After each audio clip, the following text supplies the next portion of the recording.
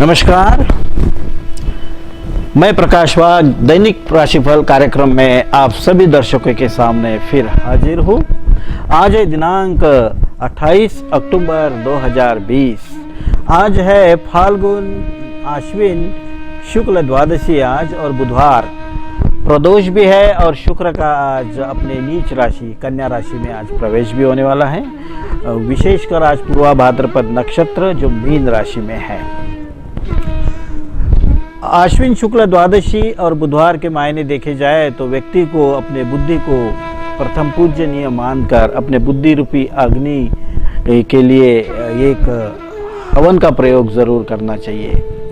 कहते हैं कि पंच तत्वों में अग्नि तत्व एक विशेष महत्व रखता है, जिससे प्रकृति का पूरा एक स्वास्थ्य या जैसे शरीर के ऑक्सीजन लेवल हो, कोई मैग्नेटिक फील्ड हो या और कोई एनर्जी फील्ड हो, हर तरह का हमारा एक नियंत्रण करने में कारण होती है अग्नि। अग्नि पुराण के अनुसार प्रकृति में तो 131 तरह की अग्नि है और उसमें से भी 15 तरह की अग्नियाँ करीबन हमारे शरीर में वास करती है। तो आज इस नक्षत्र पर देखे जाए द्वादशी के पूर्वा भाद्रपद जो मीन राशि में आता है, तो व्यक्ति को बहुत ही एक सहज स्वभाव का साधारण भी जीवन रहे क्यों न हो, एक सीधे तरीके से एक सच्चे मार्ग से सत्य को धारण कर सबके भावनाओं की कद्र कर अपने विश्वास को प्रबल बनाने के लिए दूसरों के आश्रय पर रहने वाला नक्षत्र है। व्यक्ति बहुत ही एक पराभिमुख होता है, थोड़ा डर के साए में आ जाता है कि लोग क्या कहेंगे। इस शिकायत को करने वाले लोग इस नक्षत्र के दौर में आते हैं। आज अगर इस नक्षत्र पर कुछ अच्छा करना हो तो आज जप कर सकते हैं, तप कर सकते हैं, ध्यान कर सकते हैं और हवन भी कर सकते हैं। जप में कुछ नहीं, बस अपने एखादा अपना जो श्रेष्ठ नाम है, अपने नाम को मंत्र में लेकर आप बिल्कुल जप कर सकते हैं कि जैसे ओम केशवाय नमः, ओम प्रकाशाय नमः। हम हमारे नाम को एक मंत्र में स्थापित कर उसे जपे तो अपने नाम की भी सिद्धि हो ही जाती है इस नक्षत्र पर। तब में अगर कुछ करना है तो आप अपने जैसे मन के खिलाफ परिस्थिति को त्याग कर सकते हैं, कोई उपवास व्रत भी कर सकते हैं, मौन व्रत भी धारण कर सकते हैं, या ऐसा कोई संकल्प कर सकते हैं जिससे आप खुद को उपद्रवी महसूस करते हो। अगर आप ध्यान करना चाहते हो तो ध्यान जिन्हें एक चेतन जगत का, अदृश्य जगत का आभास होता है या उनकी सहायता लेने की इच्छा होती है, ऐसे लोगों ने अपने इर्द गिर्द स्थापित होने वाले अदृश्य आत्माओं को सम्मान देने के लिए एक अंतर्मुख होकर श्वास निरीक्षण कर एक जगह पे 24 मिनट तक बैठ जाना आसन की स्थिति कहलाई जा सकती है। इसमें पहले 1 मिनट से 8 मिनट हमें स्थिरता लेने के लिए लगते हैं। 8 मिनट से फिर दूसरे 16 मिनट हमें हमारे विचारों पर नियंत्रण कर एक खुद स्व के साथ एकाकार होने के लिए सहायक होता है। फिर शुरू होता है एक स्वाभाविक ध्यान जो 16 मिनट से 17वें मिनट से लेकर 24 मिनट तक चलता है। अगर इतने समय तक आप अपने आप को एकाकार करने में, एक स्थान पर बैठने में, अपने विचलित चित्त को स्थिर करने में अगर काबिल बन गए तो आप भी किसी सिद्धि के अधिकारी सहज बन ही सकते हो। तत्पश्चात आता है हवन। हवन एक बहुत ही दिव्य प्रयोग है जो प्रकृति प्रेम का प्रतीक है, जिसमें स्वधा और स्वाहा, क्योंकि जैसे हम शरीर को भोजन प्रदान करते हैं उसी तरह जो हम हमारे क्या बोलते आत्मा के लिए आहुति देते हैं मृग मुद्रा में, उसे हम हवन कहते हैं। जैसे शरीर के लिए अन्न, वैसे ही यज्ञ के लिए, हवन के लिए उसको हविष्यान्न भी कहते हैं। इसमें तिल, जौ, चावल, कमलगट्टा, सूखा मेवा, घी, बिबुआ, सागर गोटी, चंदन पाउडर, राल, ऊद, गुगुड़, ऐसे भिन्न भिन्न दिव्य वनस्पतियों का उसमें समावेश होता ही है। अभी तो बस हम एक ठंड के ऋतु के पहले पड़ाव में आ चुके हैं। हर ऋतु के 4 स्वभाव होते हैं, उसमें पहले स्वभाव का जब हम स्वागत करते हैं, कहते हैं कि प्राकृतिक शास्त्रों में, वेद उपनिषद में जब भी ऋतु परिवर्तन होता था तो प्रकृति का स्वागत बस हवन से ही करवाते थे। तो क्यों ना आज के दिन हम हवन का लाभ लेकर खुद को एक धन्य महसूस करा सकते हैं। अभी उसमें अगर हम स्वधा देते हैं तो वो अदृश्य शक्तियाँ पितरों के लिए, और स्वाहाकार से हम आहुतियाँ देते हैं तो वो हमारे देवताओं के लिए, जो हम पर कृपालु है, हम पर आशीर्वाद सदा देती रहती है। इसमें आप उस वक्त सप्तद्रुत मातृका का भी स्मरण कर सकते हैं, जो स्त्री देवताएं होती है। अंतिम में आप वसोर धारा देकर, वसो धारा मतलब दोनों हाथों से हवन पात्र में, यज्ञ पात्र में घी डालना दे सकते हैं। फिर नारियल की आहुति देकर पूर्णाहुति भी करा सकते हैं। और यज्ञ की श्रेष्ठ प्रार्थना, यज्ञ रूप प्रभु हमारे भाव उज्ज्वल कीजिए, छोड़ देवे छल कपट को मानसिक बल दीजिए, अपने मन की शक्ति को बढ़ाने का एक सफल प्रयोग के अधिकारी बन सकते हैं। आज जिन जिन बालकों का जन्मदिन हो, उन सब बालकों को बहुत बहुत बधाई, उनका अभिनंदन, क्योंकि धर्मशील आध्यात्मिक व्यक्ति ने आपके घर जन्म लिया है। बहुत ही सुंदरता आपका घर आकार लेने वाली है। आप बालकों का भी अभिनंदन।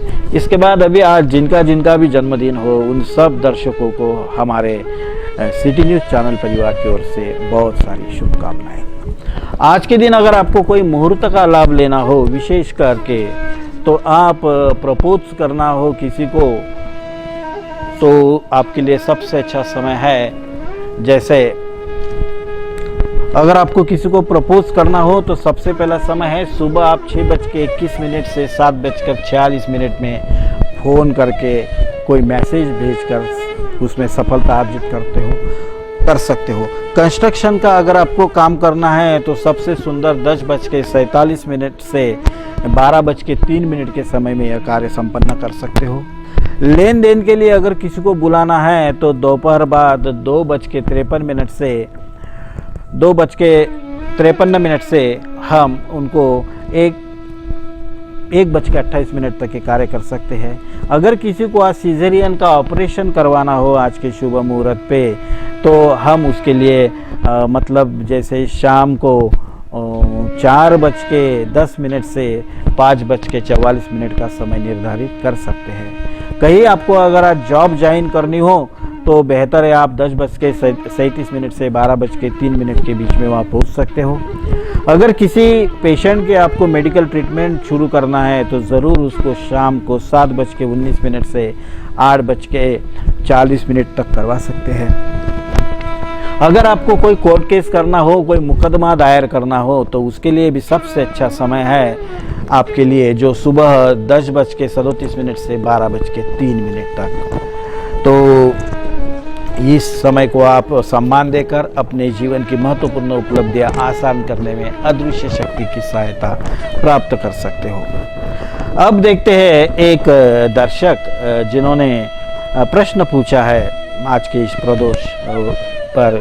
दोनों प्रेमी हैं, शुक्र से प्रभावित है और उनका नाम है चिरंजीव अतुल दीपाली। यह एक पुंसे परिवार का सम्माननीय एक सदस्य लोग हैं, जिन्होंने हमें एक बहुत ही सुंदर प्रश्न पूछा है। कहते हैं कि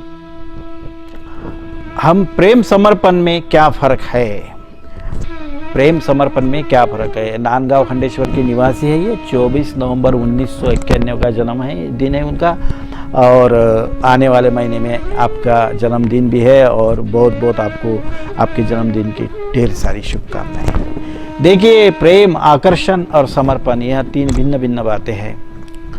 आकर्षण स्वाभाविक है, हमें अनुरूप विचारों का, अनुरूप संस्कारों का, अनुरूप माहौल का, अनुरूप आदतों का, अनुरूप विचारों का या व्यक्तियों का, वस्तुओं का हो या कोई परिस्थिति का हो, आकर्षण स्वाभाविक है। लेकिन ऐसा आकर्षण अगर हमें किसी युवक युवती से होता है तो तो उस आकर्षण का सदुपयोग करने की कला की ओर हम ध्यान न देने की बजाय भावना प्रदान होकर अपने मानसिक स्वास्थ्य में या तो गिरावट करते हैं या विचारों के चिंतन से अपनी स्मृति नाश के भागी भी बन जाते हैं। तीसरा है प्रेम। प्रेम एक ऐसा विषय है कि जिससे हम किसी से करीबी स्थापित कर सकते हैं, सानिध्य प्राप्त कर सकते हैं। जिसे हम में प्रेम होता है उसके सानिध्य में रहना हम बहुत ही पसंद करते हैं। फिर वो हमारे माता हो, पिता हो, भाई हो, बहन हो या जो भी हो, जो हमें बहुत अच्छे लगते हैं, उनसे हमारा एक स्वाभाविक प्रेम ही होता है। और प्रेम का अर्थ समर्पण नहीं होता है, क्योंकि प्रेम में हम एक दूसरे की भावनाओं की बहुत ही कद्र करते हैं, एक दूसरे के विश्वास को बनाए रखने के लिए जीते भी हैं। तीसरा है समर्पण। समर्पण के लिए एक रिश्ते की बहुत जरूरी है। अगर आप प्रेमी हो तो शादी के बगैर आपको समर्पण का अनुभव नहीं आएगा, क्योंकि समर्पण एक व्रत है। समर्पण में व्यक्ति एक दूसरों की शुभचिंतक के साथ साथ एक चाणाक्ष जागरूक शिक्षक भी बन जाती है कि इन्होंने क्या करना चाहिए, क्या नहीं करना चाहिए। हक जताने की प्रवृत्ति समर्पण से निर्माण होती है। किसी के लिए समर्पित होने का भाव जागना एक ईश्वरीय कृपा से कम नहीं होता। फिर हम उसके मौलिक अधिकारों को अगर सम्मान देते हैं तो समर्पण सदा सर्वकाल चिरकाल एक आत्मानुभवी बनकर आपको जीवन में एक आदरणीय व्यक्ति का स्थान भी निर्माण करके दे सकती है। कुछ बातों का अगर हम निर्धारण करें समर्पण के लिए कि जो हमें मिला वो बहुत सुंदर मिला, मुझे जचने लायक पत्नी मिली या पति मिला, मुझे जैसे चाहिए थे वैसे ही मुझे बच्चे हुए, जैसा मुझे चाहिए था वैसा ही परिवार मिला, मुझे किसी से किसी तरह की शिकायत नहीं, फिर मेरे मन के अनुसार हो या मन के विपरीत, हर परिस्थिति का मैं स्वामी हूँ, अधिकारी हूँ, दास हूँ, सखा हूँ। यह भाव निर्माण होना भी एक बहुत बड़ा समर्पण ही कहलाया जाता है। कुल मिला के हर शिकायत से मुक्ति समर्पण होता है। अब देखते हैं कि 12 राशियों के लिए कैसा रहेगा आज का दिन। मेष राशि के लिए आज का दिन बहुत ही एक घृणा, नैराश्य, दुख, चिंता से भरा रहेगा। हो सकता है कि आपके मन स्थिति एक सुसंवाद के लिए एक साथ न दे। वृषभ राशि के लोगों को अपने भावनाओं को, अपने मन को नियंत्रित करना चाहिए, परचिंतन से बचे रहना चाहिए, तीसरे चौथे की चर्चा करने वाले लोगों से सतर्क भी रहना चाहिए। मिथुन राशि के लोगों को अकेले रहने वाले लोगों से सावधान रहना चाहिए। अकेले व्यक्ति को शुभ नहीं मानना चाहिए। जब तक किसी के परिवार से सबसे हमारा परिचय न हो उसको न मित्र भी कहना ठीक नहीं। कर्क राशि के लोगों को अपने मन में बेकार की भावनाओं को स्थान नहीं देना चाहिए। जैसे जो भी मिला दे दो, जो भी सामने आया उसको स्वीकार लो, जो मिले उसे स्वीकारना नहीं चाहिए, हमें जो चाहिए वही स्वीकारना चाहिए। कहते हैं कि निर्णायक बुद्धि उस प्रतिभावान को ही प्राप्त होती है जो अच्छे बुरे का भेद समझ लेता है। सिंह राशि के लोगों की आज बहुत परीक्षा होंगी, फिर वो स्कूल में हो, कॉलेज में हो या अस्पताल में या राजनीति में, आपको आज पराजय का सामना करना ही पड़ेगा। कन्या राशि के लोगों को आज अपना जीवन शापित महसूस हो रहा है, क्योंकि अपने से छोटे लोग आगे निकल रहे हैं। जिनको हमने जीवन में खड़ा किया है वो ही उपदेश देने के लिए सामने आ रहा है। तुला राशि के लोगों को सफलता में 4 चांद है और जो चाहे वो हासिल होगा, लेकिन आलस से आपको कहीं दगा न दे दे। वृश्चिक राशि के लोगों को मन लुभावन, खुद को रिफ्रेश करने का बड़ा शौक है। अपने आसपास सभी सुख के साधन होने के बावजूद भी अपना विचलित चित्त आपको स्थिरता नहीं दे रहा। कोई बुरी घटना ही आपको रोक सकती है। धनु